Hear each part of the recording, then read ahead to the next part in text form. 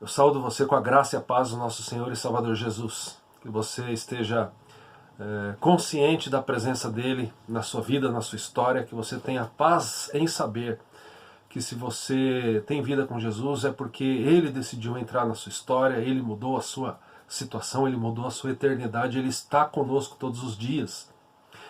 Graças a Ele por isso. Isso é graça, isso não é merecimento, isso é prova do amor de Deus por nós em enviar o seu próprio Filho Jesus Cristo para morrer na cruz do Calvário, sendo ali o nosso substituto, sendo ali oferecido em nosso lugar. Nós louvamos a Deus, né, e o adoramos por isso. Meus irmãos, eu tenho refletido nesses últimos dias sobre qual o maior desafio enquanto cristãos. O nosso maior desafio não está relacionado aos maiores problemas que estamos enfrentando. Tenho sentido isso no coração há alguns dias, e a palavra de Deus é maravilhosa, porque quando nós temos contato com ela, quando você tira um momento para você refletir, para você ler e meditar na palavra, a palavra entra no teu coração, a palavra abre os teus olhos, tira como que escamas dos nossos olhos e nos possibilita enxergar ali a vontade de Deus para as nossas vidas. Esse ano de 2020 tem sido um ano ímpar, um ano diferente, para a grande maioria, se não para todos nós. Eu não me recordo de ficar meses em outros momentos da minha vida, meses longe da comunhão dos irmãos da igreja. Nós já estamos no dia 5 de julho, já estamos aí há algum tempo sem os nossos encontros. Abre parênteses aí, aqui na cidade de Botucatu, algumas igrejas já estão retomando as suas atividades e isso deve acontecer conosco em breve, ok? O Conselho da Igreja tem olhado para a situação, tem refletido sobre a nossa condição de voltar. Cada conselho, em cada igreja, deve fazer essa avaliação. É dever do conselho zelar pela igreja. Então, cada conselho tem feito isso, e o resultado é que algumas igrejas já estão retomando as suas atividades e a nossa ainda não. A gente deve retomar em breve. Fique atento aí ao WhatsApp da igreja, os nossos canais, que logo você deve receber alguma novidade acerca disso. Logo a gente deve retomar os nossos encontros públicos com todo o cuidado, com todas as atitudes que nós devemos e deveremos ter, o uso de máscara, a gente evitar ali o aperto de mão, o abraço, toda essa questão, toda essa liturgia, vamos chamar assim. Mas, meus irmãos, refletindo sobre o assunto desta mensagem, qual é o nosso maior desafio? O nosso maior desafio, eu tenho convicção de que não é simplesmente o enfrentamento da Covid-19. Ok? O nosso maior desafio é lidar com a distração. O desafio do cristão é lidar com a distração que muitas vezes o afasta de ser quem Deus quer que ele seja, de agir conforme a vontade do Senhor. O que é você andar distraído? É você andar sem refletir no significado da sua vida, sem refletir na finalidade principal da sua vida. Os nossos documentos confessionais dizem que o fim principal do homem é gozar da presença de Deus, é estar na sua presença, se alegrar nele continuamente. E o que acontece, e tem acontecido de uma maneira muito clara, na minha opinião, nesse ano de 2020, é que as circunstâncias estão fazendo com que muitas vezes nós, enquanto cristãos, fiquemos distraídos, esquecendo do nosso maior e principal objetivo. Andamos distraídos por alguns fatores. Eu vou mencionar pelo menos 3 fatores. O primeiro, já mencionado aqui, é a Covid, o coronavírus, que de fato fez com que a nossa vida sofresse uma grande transformação. Esse encontro online, virtual, é prova disso. Esse afastamento social que essa situação impôs tem tomado muitas vezes todo o nosso pensamento. Pessoas se esqueceram que a vida continua e parecem que só focam na Covid. É algo que a gente tem que tomar muito cuidado, mas a gente também tem que refletir se isso não tem afetado o entendimento de qual é a finalidade principal da nossa vida. Então a primeira é a Covid. A segunda, que está diretamente ligada à Covid, é a situação aqui enfrentada no Brasil dessa instabilidade política. Então essa instabilidade política, né, a política em si tem sido o assunto que tem dominado aí praticamente 100% do tempo de muitas pessoas, inclusive muitos cristãos. Vale a gente fazer uma ressalva aqui. A Bíblia fala de política? Fala e fala muito, no sentido de que nós temos um papel a desempenhar.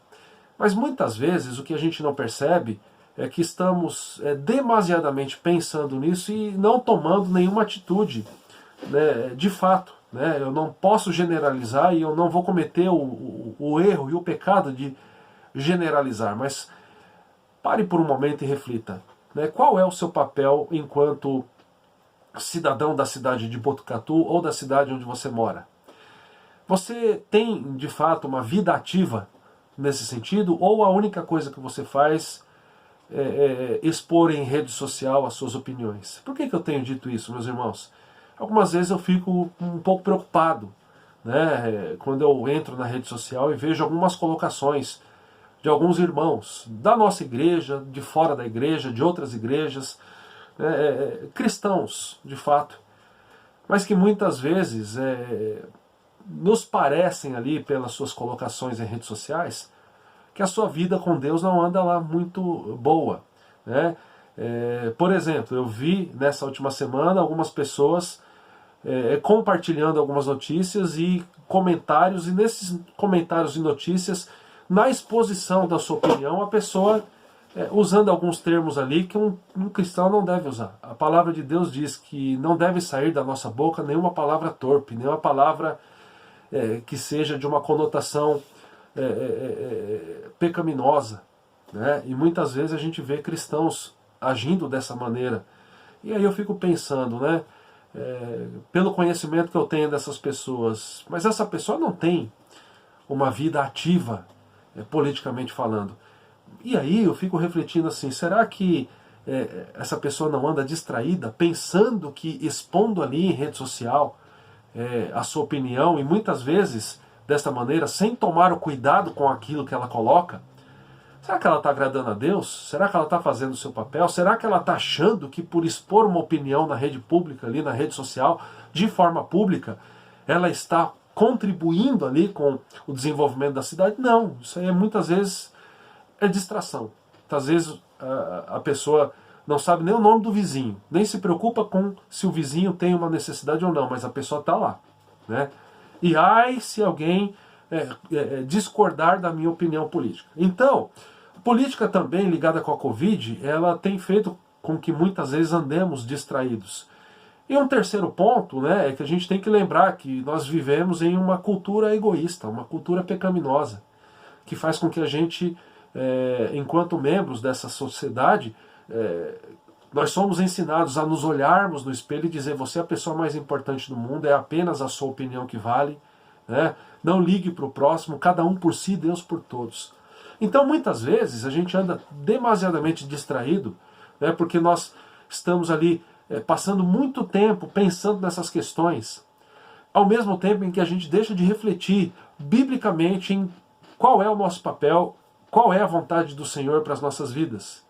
E 2 de Pedro 3,18 é um texto maravilhoso para nos fazer refletir acerca disso. Segunda Epístola de Pedro 3, verso 18 diz assim: cresçam, porém, na graça e no conhecimento de nosso Senhor e Salvador Jesus Cristo. A Ele seja a glória, agora e para sempre. Amém. Pedro está no final da sua carta, né, ele vai exortar ali sobre algumas pessoas que tinham uma postura completamente equivocada, né, falando sobre a vontade do Senhor. E aqui ele traz essa exortação: cresçam, porém, na graça e no conhecimento de nosso Senhor e Salvador Jesus Cristo. A Ele seja a glória, agora e para sempre. Amém. Quando a gente olha para esse texto, a gente lembra de que o nosso objetivo, o plano de Deus para a nossa vida, né, aquilo que nós seguimos, deve estar conectado com a pessoa de Jesus Cristo. E pensando nisso, né, a gente lembra do fato de que nós somos discípulos. E qual é o objetivo do discípulo? É conhecer cada vez mais o seu Senhor, o seu Mestre. E o nosso Mestre é Jesus Cristo. Então eu quero dizer o seguinte: muitas vezes nós andamos desconectados deste objetivo, né, porque nós estamos pensando demais, né, nessa cultura egoísta, nas dificuldades que vivemos, né, na visão política, e pensando de menos no nosso discipulado. E para que a gente possa então obedecer aquilo que a palavra de Deus diz, nós devemos aqui obedecer 2 de Pedro 3,18. E para isso eu quero trazer de uma forma bem prática 3 lições para a sua vida, para você refletir, para você ter a tranquilidade de saber que como discípulo você está buscando fazer, né, a vontade do Senhor Jesus, que é de imitá-lo. E, em primeiro lugar, a primeira lição, nós devemos imitar a vida de oração de Jesus. Se Pedro está dizendo que nós devemos crescer na graça e no conhecimento de nosso Senhor e Salvador, ele está dizendo também no conhecimento. E conhecer Jesus significa olhar para Ele, e como discípulos, cabe a cada um de nós, né, mudar a nossa vida naquilo que é necessário. Enquanto nós olhamos para Ele, nós aprendemos, né, e o discípulo é aquele que aprende as palavras, os atos, o estilo de vida do seu mestre. E no estilo de vida do Senhor Jesus, né, a oração fazia parte. Eugene Peterson diz que as orações são ferramentas, porém com este esclarecimento: as orações não são ferramentas para fazer ou obter, mas para ser e tornar-se. Então eu preciso orar, você precisa orar, não apenas para a gente obter coisas, né, para a gente fazer coisas, mas para sermos mais parecidos, para nos tornarmos mais parecidos com Cristo. No Evangelho de Marcos, capítulo 1, verso 35, o Senhor Jesus diz assim, Marcos diz assim acerca de Jesus: tendo-se levantado alta madrugada, saiu, foi para um lugar deserto e ali orava. A gente percebe com esse texto de que a oração era algo corriqueiro na vida de Jesus. E não apenas esse texto, nós temos inúmeros outros. Eu vou mencionar alguns textos aqui para exemplificar a vida de Jesus. Um outro, falando da vida de oração, está em Lucas capítulo 5, verso 16, que diz o seguinte: ele, porém, se retirava para lugares solitários e orava. Então perceba você que você precisa ter a oração como uma ferramenta na sua vida, uma ferramenta não apenas para você colocar aquilo que é necessidade sua diante de Deus, mas para você ser mais parecido com Jesus, para você se tornar, na linguagem de Peterson aqui, uma pessoa mais parecida com Ele. Tá? Então a gente olha para a vida de Jesus e a gente percebe que Jesus tinha na oração ali algo que era de suma importância na sua história, no seu ministério terreno. Fico muito feliz porque a Igreja Presbiteriana Getsemane é uma igreja de oração. E eu não sei se você percebeu, mas nas nossas colocações aqui, o conselho tem sempre colocado diante do Senhor a gratidão, porque mesmo em meio a essa situação da Covid, mesmo enfrentando essa situação de afastamento social ou isolamento social, a nossa igreja tem sido sustentada, não tem faltado nada, muito pelo contrário, até algumas conquistas nós adquirimos aqui, pela graça do Senhor, né? A identificação visual da igreja é uma dessas conquistas, e isso tudo mostra como o Senhor tem guardado e tem abençoado. E eu tenho certeza, meus irmãos, de que a nossa igreja, a Igreja Presbiteriana Getsemane, aqui em Botucatu, tem sido abençoada porque é uma igreja de oração. Né? Pode ser que alguns membros da nossa igreja estejam aí afastados, né, do Senhor, estejam sobremodo distraídos e abalados por toda a circunstância que a gente tem enfrentado. Mas nós temos um grupo aqui que ora, que intercede. E você, meu irmão, minha irmã, que porventura não esteja participando dos nossos encontros virtuais, tenha certeza de uma coisa: o seu nome muitas vezes é mencionado. A sua vida é colocada diante do Senhor em oração. Porque nós temos, pela graça de Deus, um grupo forte, um grupo que ora, que intercede pela liderança da igreja, pelas famílias, pelas necessidades. E eu tenho certeza que por isso o Senhor tem olhado e tem se agradado de nós e tem nos abençoado, e nada está nos faltando. Essa é a graça de Deus na nossa vida. Então, a gente precisa, aqui, de acordo com 2 de Pedro 3,18, né, conhecer Jesus, e a gente conhece, a gente percebe que na sua história, no seu ministério terreno, ele separava momentos para orar. Uma pergunta que eu faço para você: independente se você tem participado dos momentos, né, virtuais, os encontros virtuais de oração, aí na sua vida, né, na sua vida pessoal, aí na sua casa, você tem imitado o Senhor Jesus nesse aspecto da oração? Você consegue separar, e de fato tem separado momentos, né, para que você possa se desconectar, né, das notícias, desligando a sua televisão, ficando longe do seu smartphone e da internet, para ter um momento de oração? Para de fato buscar a presença do Senhor? Buscar-me-eis e me achareis quando me buscardes de todo o seu coração, a palavra de Deus nos diz. Isso tem sido uma realidade para nós. A gente precisa fazer essa reflexão, porque é muito provável que se nós não refletirmos sobre a vida de oração de Jesus e não buscarmos imitá-lo nesse aspecto, a gente vai ficar demasiadamente distraído, demasiadamente preocupado. Então, em primeiro lugar, devemos imitar a vida de oração do Senhor Jesus. Fica mais uma vez a gratidão aqui, porque a igreja da qual nós fazemos parte é uma igreja de oração. Em segundo lugar, a segunda lição que eu gostaria de deixar, com base nesse texto, nós devemos imitar Jesus na convicção do cumprimento da sua missão. Uma coisa é você ter uma opinião política, é você ter a liberdade de tecer essa sua opinião, mas uma coisa muito importante é você ter essa convicção de que você não pode andar distraído porque você tem uma missão para cumprir, ok? Tem um texto muito famoso lá no Sermão do Monte, no qual Jesus nos ensina que a oração deve fazer parte da nossa vida, assim como o jejum. No final também do Evangelho de Mateus nós temos o texto conhecido como a Grande Comissão, onde Jesus de fato deixa a missão que nos foi entregue de uma forma muito clara. Isso está ligado a ser e fazer discípulos, né? E quando a gente estuda sobre a vida de Jesus ainda nos Evangelhos, nós percebemos de que ele tinha convicção da sua missão. Marcos 1,38 diz assim: Jesus, porém, lhes disse: vamos a outros lugares, às povoações vizinhas, a fim de que eu pregue também ali, pois para isso é que eu vim, a fim de que eu pregue também ali. E Jesus pregava o quê? O arrependimento. Arrependam-se, porque o reino de Deus é chegado. Era a pregação de João Batista, era também a pregação do início do ministério terreno do Senhor Jesus, a pregação de arrependimento, o reino de Deus é chegado. Também em João, capítulo 4, verso 34, depois de um dia exaustivo de atividades, quando os discípulos olham para Jesus e percebem que ele está cansado, eles dizem assim para o Senhor: Senhor, para por um momento, olha para a tua própria necessidade, come um pouco. E no verso 34, disse-lhes Jesus: a minha comida consiste em fazer a vontade daquele que me enviou e realizar a sua obra. Jesus, ele tinha a convicção de que ele estava em missão, e a sua missão consistia em fazer a vontade do Pai. Da mesma maneira, meus irmãos, para que a gente possa combater o maior desafio existente para cada um de nós enquanto discípulos, ou seja, essa distração, a distração que nos impede, a distração que faz com que fiquemos ali paralisados na realização da missão,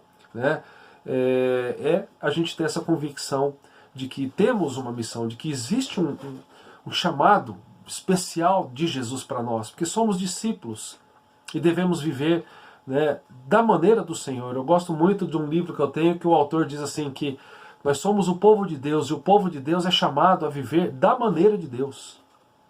Então, perceba só, muitas vezes a gente ouve aqui no nosso país, quando a gente pensa aí nessas questões que eu tenho dito que nos distraem, por exemplo, a questão da política, existe um termo que diz o seguinte, que quem não tem um posicionamento político vira massa de manobra. Isso é verdade. Existe até o termo chamado gado, Então algumas pessoas dizem que dependendo do seu viés político, da sua ideologia, se você é de direita ou se você é de esquerda, você é gado. E as pessoas querem dizer o que com isso? Querem dizer que você não tem convicção daquilo que você fala e que você é massa de manobra, Mas a gente precisa entender o seguinte, que se a gente parar de refletir sobre o nosso posicionamento enquanto cristãos, pode ser que a gente mesmo sem perceber, distraídos que estejamos, nós estejamos ali sendo massa de manobra.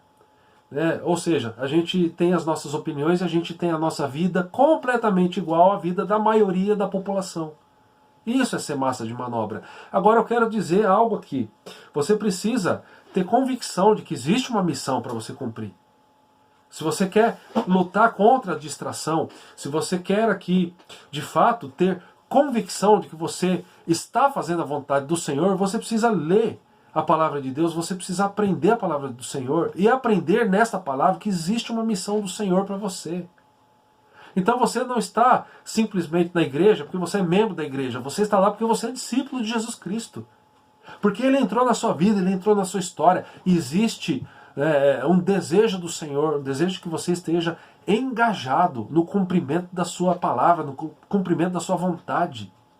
Meus irmãos, o risco da gente parar de observar isso, o risco da gente esquecer dessa missão, é o risco da gente ter uma vida como se não conhecêssemos a Cristo. Como a vida de muitas pessoas que nós conhecemos, que fazem parte do nosso hall de amizades, talvez dentro da nossa própria casa, aqueles que têm ainda parentes que não são cristãos, que não tiveram ainda, pessoas que não tiveram um relacionamento, não tiveram o conhecimento do Senhor. E muitas vezes cristãos vivem de uma maneira completamente desconectada da vontade do Senhor. Ou seja, é como se fôssemos massa de manobra, mas uma massa de manobra que tem uma Bíblia em casa. E não é essa a vontade do Senhor. A vontade do Senhor é que nós possamos imitá-lo na sua vida de oração e, em segundo lugar, tendo a convicção de que nós fomos chamados para realizar a vontade do Senhor. E isso nos leva ao terceiro ponto, a terceira lição que esse texto nos dá. Imitar a Jesus resulta em crescermos na graça do Senhor. O verso 18, ele diz o seguinte: cresçam, porém, na graça e no conhecimento do Senhor Jesus Cristo. Então, se eu quero, como membro da igreja, como membro do corpo do Senhor, se eu quero ter convicção, se eu quero de fato ter uma vida de obediência a Jesus Cristo, eu vou crescer no conhecimento acerca da sua pessoa, do seu ministério. Eu vou crescer também na graça. Eu vou ter uma vida onde a graça do Senhor ela é manifesta, onde eu percebo, onde eu consigo sorrir, onde eu consigo me alegrar, mesmo no enfrentamento das adversidades, das dificuldades todas. Meus irmãos, quantas e quantas vezes, enquanto seminarista, eu ia para o hospital de clínicas da Unicamp, ali no programa de estágio em capelania hospitalar, fazer uma visita para levar uma palavra de conforto para as pessoas, e pessoas na UTI no final da vida. Elas é que me confortavam. Por quê? Porque elas demonstravam ter a graça e o conhecimento do Senhor. Diziam para mim: meu jovem, eu estou aqui, a minha vida está acabando, mas eu tenho certeza de que eu estarei, e de fato já estou com o Senhor Jesus Cristo. E uma pessoa que estava ali no final da sua vida, mas que demonstrava graça, e nós é que saímos abençoados daquele momento ali no hospital. Meus irmãos, a gente precisa urgentemente lidar com esse problema da distração e focar no objetivo do Senhor, o objetivo de sermos e fazermos discípulos. E é interessante que quando a gente olha para esse terceiro ponto, imitar a Jesus resulta em crescermos na graça de Deus, nós vamos para um ponto crucial do nosso discipulado cristão. Jesus Cristo é o Senhor.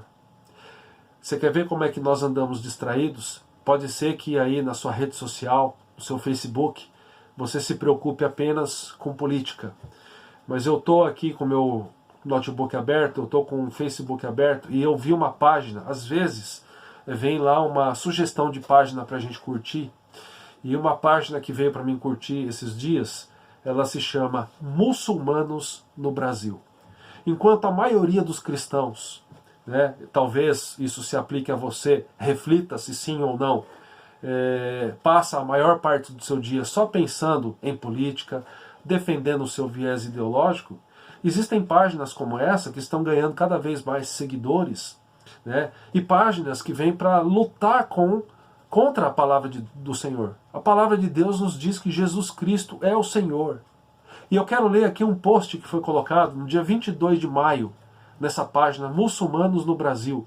E o tema dessa postagem, uma foto bonita, e o tema é o seguinte: os muçulmanos amam Jesus. Olha que coisa bonita. Ah, então o muçulmano é legal? Eu quero ler um trecho aqui para você. Os muçulmanos amam Jesus. Um muçulmano não falará o nome de Jesus sem respeitosamente acrescentar as palavras, que a paz esteja sobre ele.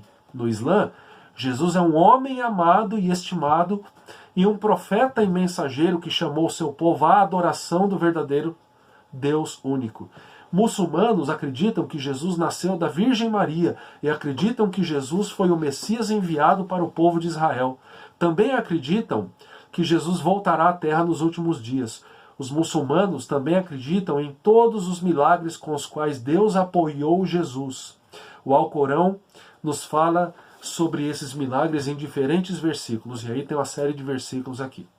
Parece um texto muito bonito, mas quando você lê sobre o ensinamento do Alcorão, sobre a religião do Islã, você percebe claramente uma afirmação: Jesus Cristo, ele foi um grande profeta, mas ele não é Deus. Existem outras postagens fazendo essa pergunta: Jesus é Deus? Mas a Bíblia diz que Deus não é homem. Então eles negam, né, a divindade do Senhor. E é uma página que está ganhando cada vez mais adeptos, cada vez mais seguidores, cada vez mais jovens. Se você entrar nessa página, Muçulmanos do Brasil, e ler os comentários, você vai ver inúmeras pessoas dizendo: ah, eu tenho contato agora com o Islã, eu estou gostando porque eles é uma religião bonita. Meus irmãos, isso é muito mais grave do que a Covid, isso é muito mais grave do que se o presidente do país está de acordo com a tua opinião, certo ou errado. Se você é discípulo de Jesus, você tem que ficar atento a essa questão, de que existe uma grande religião dizendo que Jesus não é Deus, negando a divindade de Jesus. E às vezes eu acho que Satanás olha para grande parte da igreja e dá risada e diz assim: que povo raso, que povo distraído. Então, a gente precisa lutar contra essa questão, contra essa distração. Você precisa, né, crer em Jesus Cristo. A palavra do Senhor diz em 1 João 5, verso 1: todo aquele que crê que Jesus é o Cristo é nascido de Deus. E todo aquele que o ama, ama o que gerou e também ama ao que dele é nascido. Né? Então, todo aquele que crê que Jesus é o Cristo, é o Messias esperado, que Israel, que o Antigo Testamento apontava, ele é Deus. A gente precisa crer nisso. Também no Evangelho de João, capítulo 1, verso 14, e o Verbo se fez carne e habitou entre nós. Meus irmãos, uma grande realidade aqui a gente precisa pensar: se nós amamos a Jesus, nós o conhecemos e nós prosseguimos em conhecê-lo, e nós temos a convicção de que de fato ele é Deus. Né? Se amamos a Jesus, nós o conhecemos, e se nós o conhecemos e o amamos, nós o obedecemos. João 14, 21 diz assim: aquele que tem os meus mandamentos e os guarda, ou seja, que os cumpre, esse é o que me ama.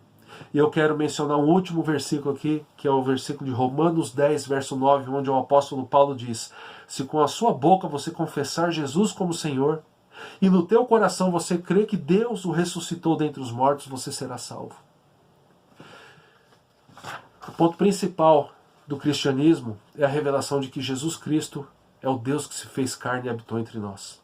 E enquanto muitos de nós corremos o risco de andarmos distraídos, completamente desconectados da missão, de sermos seguidores fervorosos de Jesus, de termos uma vida cada vez mais parecida, de crescermos na graça e no conhecimento do Senhor.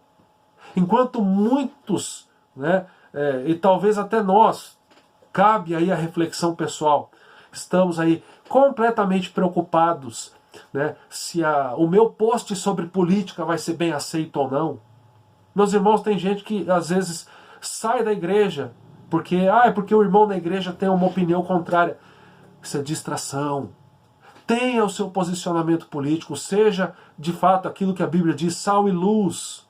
Conheça os vereadores da sua cidade. Você que gosta tanto de falar bem ou mal, né, do presidente, dos governadores. Quem são os vereadores da sua cidade? O que você tem, como cristão, feito pela sua cidade, pela vida do seu vizinho? Reflita sobre isso. Agora tenha a convicção de uma coisa. Não ande distraído. O seu objetivo principal é ser seguidor do Senhor Jesus Cristo. Então cresça na graça e no conhecimento dele. Você faz parte, meu irmão, minha irmã, de uma igreja de oração. Você faz parte de uma igreja, né, que tem alegria em abrir a palavra do Senhor e em se reunir e em compartilhar isso. Faça bom uso disso. E que o Senhor se agrade da sua vida. Não ande distraído. Tenha uma vida de oração como a vida de Jesus. Tenha convicção do seu chamado e da sua missão, assim como o nosso mestre tinha. E cresça no conhecimento dele, para que você seja um homem e uma mulher usado na vida dos seus amigos, dos seus parentes, dos seus vizinhos, para a honra e glória do Senhor. Vamos orar?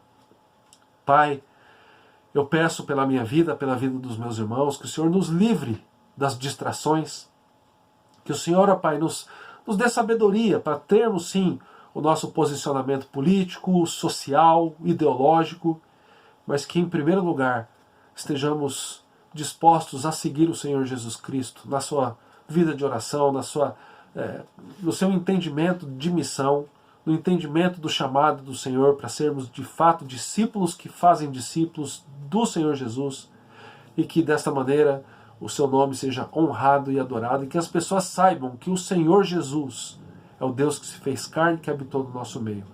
Que o Senhor, ó Pai, nos dê discernimento para de fato estarmos focados no nosso discipulado, e que tudo isso seja para a tua honra e glória. Em teu nome, nosso Senhor e Salvador Jesus Cristo, oramos. Amém. Amém. E que a graça do nosso Senhor e Salvador Jesus, que o amor do nosso amado e eterno Pai, que a comunhão e o consolo do Espírito Santo estejam sobre nós e sobre todo o povo do Senhor hoje e para todo sempre. Amém e amém. Participe dos nossos encontros virtuais. Que de fato seguir a Jesus seja o objetivo principal da tua vida. Deus te abençoe.